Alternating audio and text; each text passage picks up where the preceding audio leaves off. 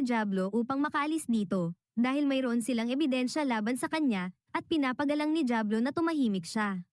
Sinabi niya na ayaw niyang makipag-away sa wika sa isang simpleng kaisipan gaya niya, at sinabi niya na dapat silang gumawa ng isang pagsubok.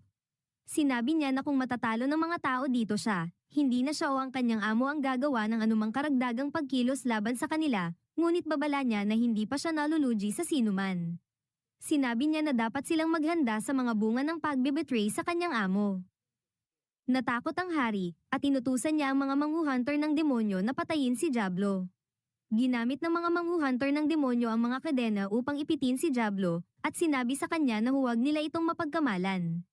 Tinanong siya ni Diablo kung tapos na sila sa kanilang mga paghahanda, at sinabi niya sa kanila na bigyan siya ng hudyat kapag handa na sila. Na-realize nila na hinayaan niya ang kanyang sarili na mahuli, at sinabi nila na gagawin nilang magsisisi sa kanyang kapalaluan. Pagkatapos ay inatake nila siya gamit ang hindi magical na kidlat, at sinabi nila na ito ang magdadala ng pagkamatay sa kanyang katawan, at walang magagawa siya. Iniisip din ng iba na maaaring matalo si Diablo ng kidlat na iyon, ngunit walang epekto ito. Tinanong ng mga manguhunter ng demonyo kung bakit hindi gumagana ang kidlat sa kanya, at sinabi ni Diablo na napakahina lang yun. Sinabi niya na may malakas ding resistensya siya sa mga pangnatural na impluensya, at sinimulan niya ang pagsubok.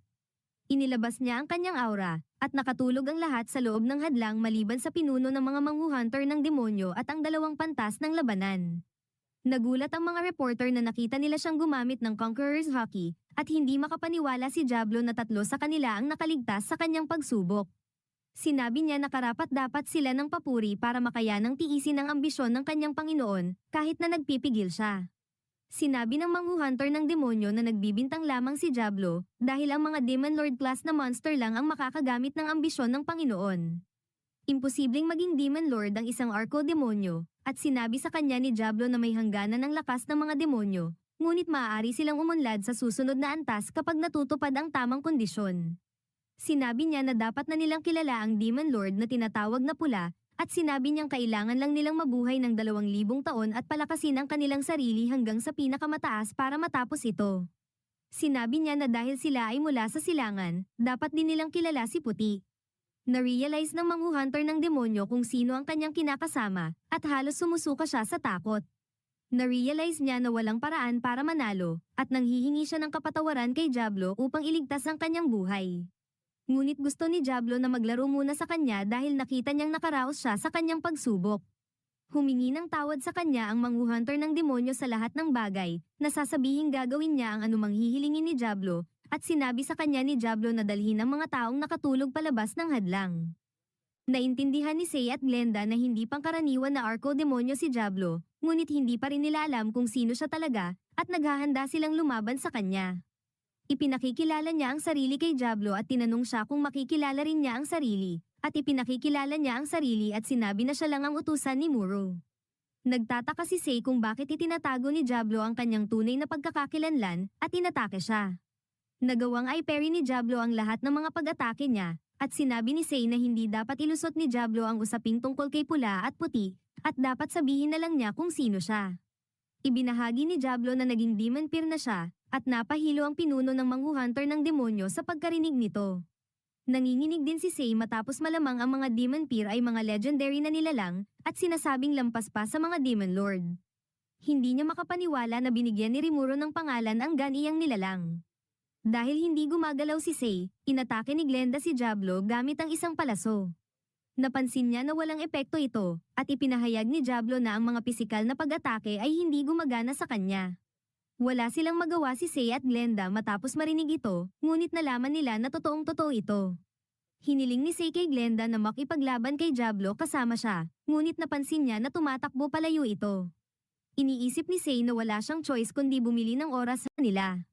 Nagtanong siya kung ano ang gagawin sa kanila, at nagtanong si Rimuro kung may ebidensya siya na sila ang totoong mga pumatay. Binanggit ni Diablo na may mga mamamahayag mula sa iba't ibang panig ng mundo na saksi, at binigyan siya ni Rimuro ng pahintulot na puksain sila. Sena ay lumipat sa Falmouth, at nakita natin na pinrotektahan ni Diablo ang lahat mula sa atake ng 7 Days Clergy. Nagulat ang 7 Days Clergy na naprotektahan niya ang lahat laban sa kanilang atake, at binanggit nilang ipapakita nila ang kanilang banal na kapangyarihan. Sinabi ni Diablo sa lahat na malinaw na ang 7 days clergy ay binalak na patayin sila mula pa sa simula, ngunit hindi sila dapat mag-alala dahil poprotektahan niya silang lahat. Tinanong siya ng mga mamamahayag kung ano ang gusto niya kapalit nito, at binanggit ni Diablo na isa lang ang hinahangad niya mula sa kanila. Sinabi niya na gusto niyang ipakalat nila ang katotohanan tungkol sa pagpatay sa arsobispo, at masaya itong sinabi ng mga mamamahayag na gagawin nila ito. Isusulat nila kung paano sila iniligtas ni Diablo, at hiniling nila sa kanya na protektahan sila. Nangako si Diablo na ililigtas ang lahat maliban sa hari, at nagtataka ang hari kung ano ang ginawa niya upang marapatan ito. Sinabi ni Diablo sa kanya na nilate niya ang dakilang Rimuru, at ito ay isang krimen na katumbas ng 1,000 kamatayan. Nakiusap si Edward kay Diablo na iligtas din siya, at sinabi niyang ibibigay niya ang lahat ng kanyang makakaya. Ibibigay niya ang pera, kapangyarihan, at kahit ang trono mismo. Inisip ni Diablo na sa ngayon, si Yam ang kampyon na nagbabantay kay Edmares, at binanggit niyang naniniwala siya na si Yam ang pinakakwalipikado upang mamuno sa Falmouth. Tinanong niya si Edward kung ano ang kanyang opinyon, at sumang-ayon si Edward sa takot. Sinabi niya sa mga mamamahayag na nais niyang ipahayag si Yam bilang kanyang kahalili, at sinabi niyang isulat din nila ito. Pinuri ng mga mamamahayag si Yam bilang ang kampyon na hari, dahil ito lamang ang kanilang tanging paraan upang mailigtas. Inisip ni Diablo na ngayong nagtagumpay na ang kanyang orihinal na plano, kailangan na lang niyang alagaan ang basura.